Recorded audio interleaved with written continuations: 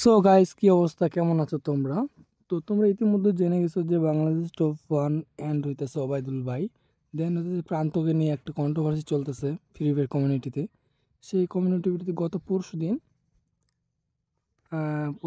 আজকে তো 21 তারিখে, মানে 21 তারিখে একটা লাইভ হয়েছিল, যেটা 5 ঘন্টা প্লাস। সে লাইভটা আমি দেখলাম, সম্পূর্ণ লাইভটা দেখছি। লাইভটা দেখি যা বুঝতে পারলাম, এখানে ওবায়দুল্লাহ বলতেছে যে প্রান্তকে নাকি বাংলাদেশ ছিনিয়ে নিয়েছে, কিন্তু প্রান্ত বলতেছে যে আমাকে ছিনিয়ে নেওয়া হয় নাই। দেন ওবায়দুল্লাহ একটা এলিগেশন দিয়েছে বাংলাদেশ টপনের উপর।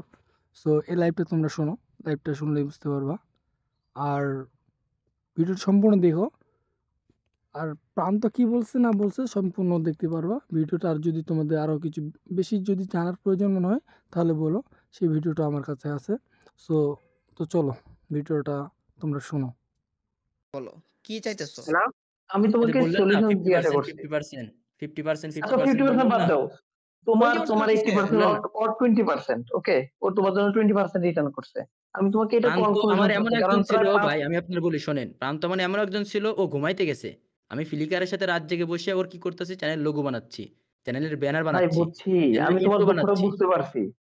ঠিক আছে, বললাম না তোমাকে, আমি তখনই বলছি জাস্ট যে এটা একটা কথা একতরফা। বলবো, এটা হয়তো প্রান্ত লাগতে পারে, ওর ডিভাইসটা যদি হারায় যায়, নষ্ট হয়ে যায়, রাত কিনে দিব? কখনোই না।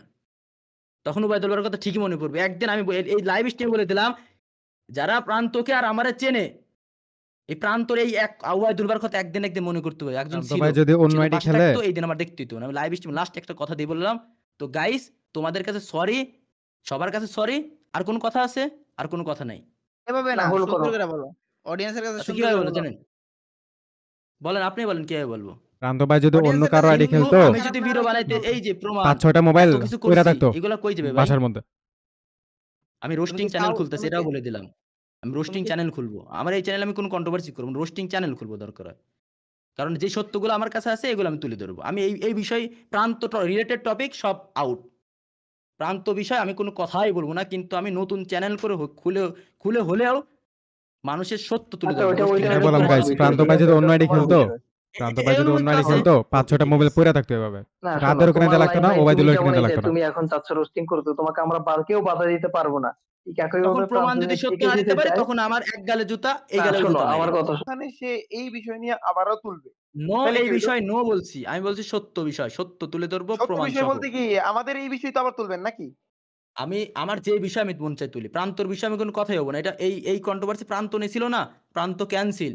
আর এখন অ্যাডভান্স বাই ডিকে বাই যেটা বলবে ওইটাই রায়, আমার পক্ষ প্রান্ত থেকে এটাই ডিসিশন। না প্রান্ত এরকম চাপে নিয়েছিল, দিয়ে বাজাইছেন বলবো না, আমার সাথে। সত্য কথা। পরে আবার আপনি যাই আমার এরকম নামে নতুন নতুন নাটক বানাবেন, আমি চুপ থাকবো?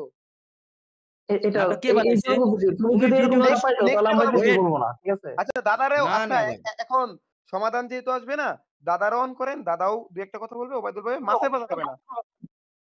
হ্যাঁ হ্যালো, হ্যাঁ। সে যে বললো যে আমারে ভিডিও এডিট করা শিখাইছে, এই পর্যন্ত আসছে কিভাবে? ভাই আমার গেম প্লে ছাড়ছে না, দেখছেন না কার গেম প্লে 90% ও ভাই চ্যানেলে। এগুলো আচ্ছা আবার বাদ বড় দাও, বাদ হচ্ছে, দাও, বাদ দাও। আবার আচ্ছা আবার বড় বাদ দাও, বাদ হচ্ছে দাও, বাদ দাও, এগুলো। বাদ দাও। আচ্ছা অ্যাডভান্স এত ভাই। সুন্দর ভাবে বলে গেল যে আমি ঘুমাইতে গেছি। আচ্ছা কে কি থাম্বনেল এডিট করছে না করছে কেন, করছে আচ্ছা এটা বাদ দাও না, কি প্রান্ত হোল্ড করো ভাই, প্রান্ত হোল্ড করো। অডিয়েন্স দেখছে, অডিয়েন্স বিচার করবে, টপিক শেষ। নেক্সট কোন ভিডিওতে উল্টাপাল্টা এই যে এই তবে টপিক আপনার নিয়ে কাপড় কি গরম হয়ে যাচ্ছে এখনই? আপনার সত্য সামনে চলে আসবে, সরাসরি বলতাছি। ওস্তাদ হ্যাঁ আপনার কাপড় অবৈধ।